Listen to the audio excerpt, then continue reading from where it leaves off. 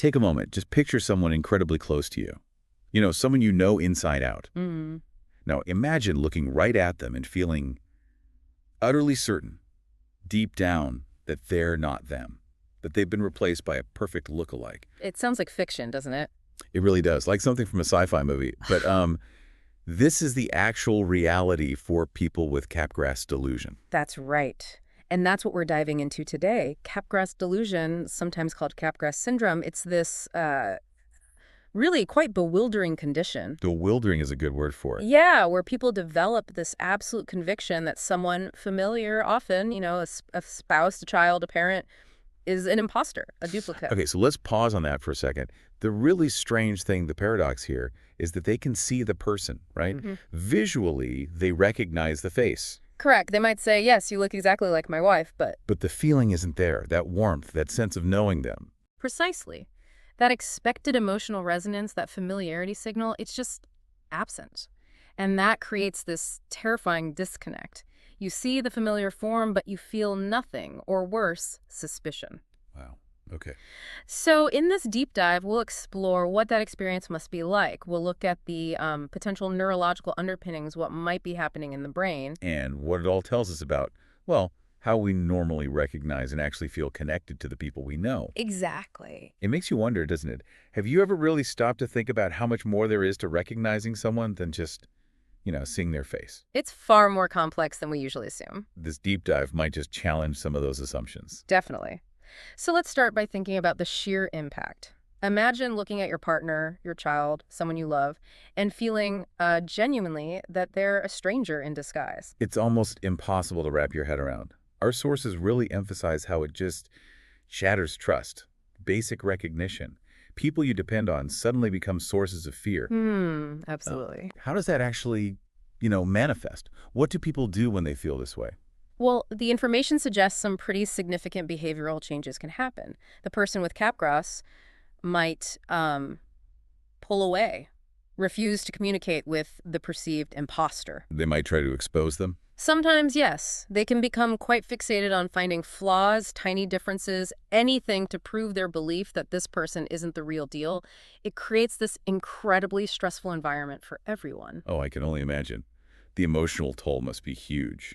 For the person with the delusion, obviously, but also for the loved one who's being seen as a fake. Heartbreaking. Absolutely heartbreaking for the family, for the person being misidentified. Which brings us to the big question. What's going on inside the brain?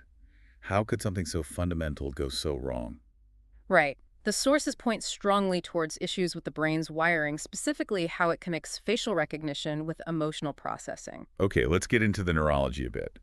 The text mentions the temporal lobe, specifically the fusiform gyrus.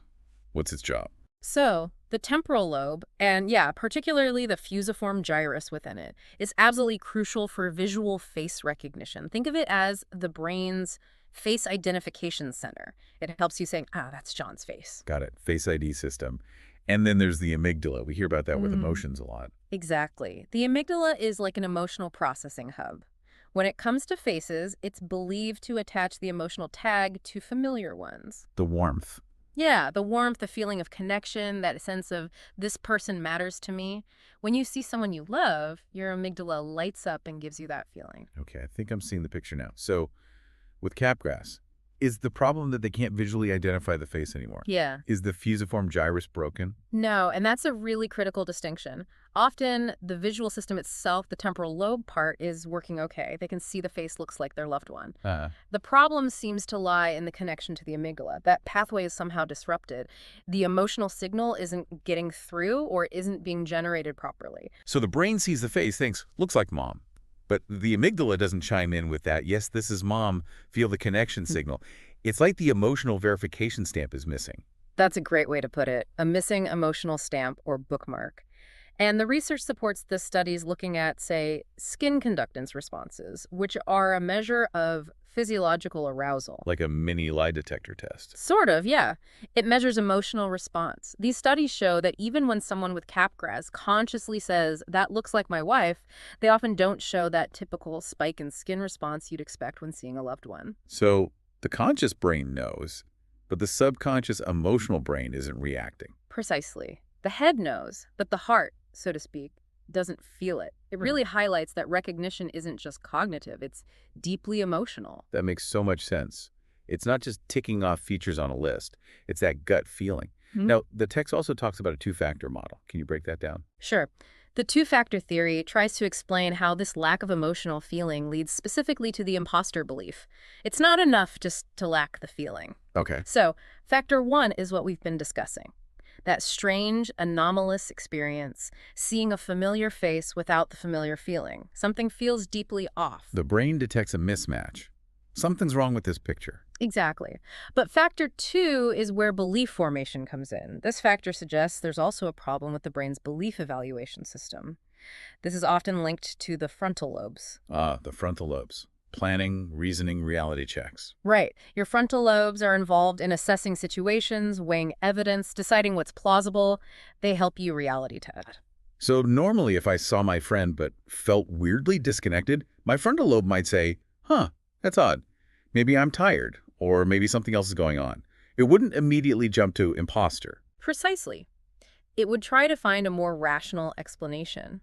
But if those frontal lobe systems are also compromised, maybe due to injury or disease, that ability to critically evaluate the weird feeling and dismiss bizarre explanations is weakened. I see. So the brain experiences the lack of emotion, factor one, and because its reality testing is faulty, factor two, it latches onto the explanation that makes sense of the feeling, this person looks right but feels wrong, therefore they must be a fake. It's like the brain's best attempt to explain an inexplicable internal state, but without its usual critical filter online. Exactly. It's that combination, the strange perception plus impaired judgment, that seems to solidify the delusion. That's fascinating. And it also explains why it feels so real to the person experiencing it. It does. And it's also important to understand that Capgras usually doesn't just appear out of the blue in isolation. Right, the sources mentioned it's often linked with other things, Yes, very much so. It's frequently seen alongside neurodegenerative diseases, like Alzheimer's. like Alzheimer's, yes, or dementia with Lewy bodies. It can also occur after a traumatic brain injury or TBI. And sometimes psychiatric conditions too, like schizophrenia. Correct. It can be associated with schizophrenia as well. Which makes sense if you think about the brain areas involved: temporal lobe, amygdala, frontal lobes. These are often affected in those conditions. Exactly. It really points to Capgras often being a symptom of underlying brain changes rather than, say, a standalone psychiatric illness, even though it causes immense psychological distress.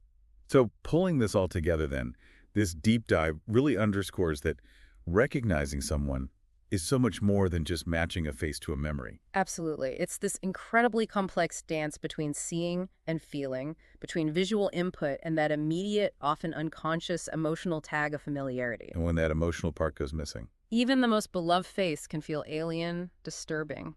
And then, if the frontal lobe's ability to question that strange feeling is also impaired, these bizarre interpretations can take root and become incredibly powerful beliefs. There's that quote from the text that really stuck with me. Your brain doesn't just see faces, it feels them. When that feeling is gone, reality itself can warp, turning loved ones into chillingly perfect strangers. That captures it perfectly. It highlights just how vital that emotional connection is to our fundamental sense of reality and relationship.